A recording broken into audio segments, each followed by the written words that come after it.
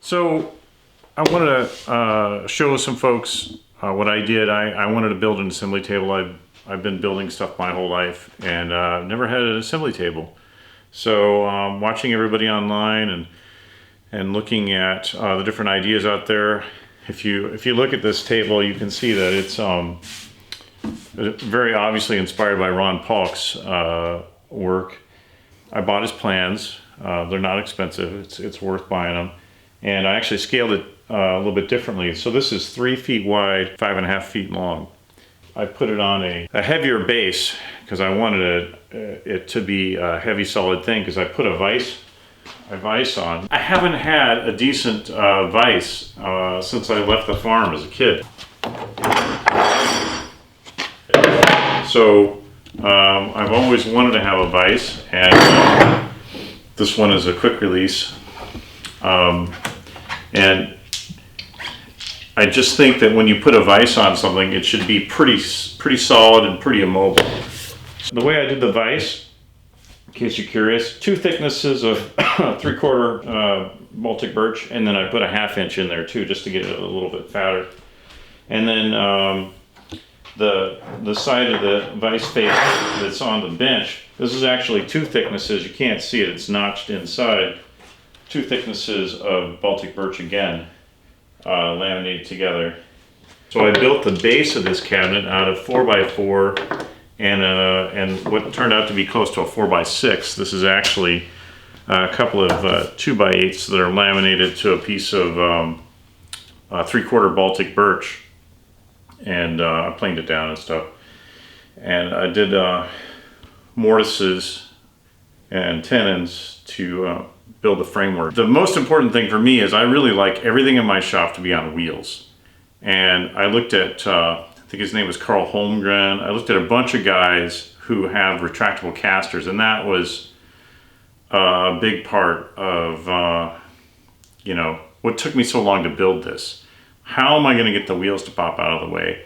And I have these feet underneath. They're heavy duty that will adjust for uneven floors. And I just have them in T-nuts. Maybe we can get a shot down here of the foot.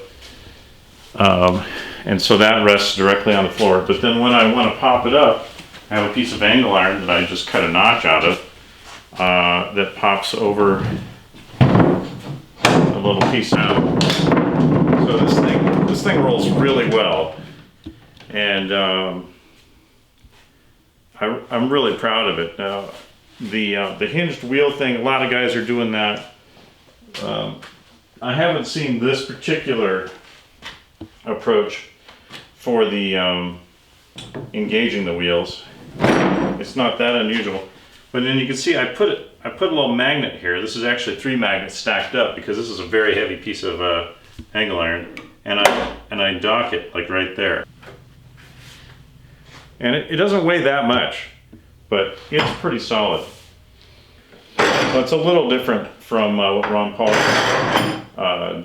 does. And then I did the PARF system for drilling the holes. So it comes, it's a kit I got from Lee Valley Tools. I think it's about 200 bucks. And it lets you lay out 96 millimeter on center, 20 millimeter holes. And then I just rounded over the holes with I think a 16th inch radius bit. Turned out pretty well. And I just have this top portion, the 10 inches thick portion, it's just bolted or screwed down to the base. So I can take it off if I need to at some point. One of the things I did, and I did this on the last workbench I made, which is a little different style bench, is I have these removable panels. I cut a rabbet in the side of these 4x4 cross pieces, and then I glued and screwed a similar piece on the bottom side. And the idea for that is, you know, storage. And I was thinking, well, maybe if it isn't heavy enough, I could, you know, put steel or sand in the bottom. It's plenty heavy. Frankly, I don't really have a bench that I can really work on. I have a lot of little tool cabinets that are all the same height, and I can park them all together.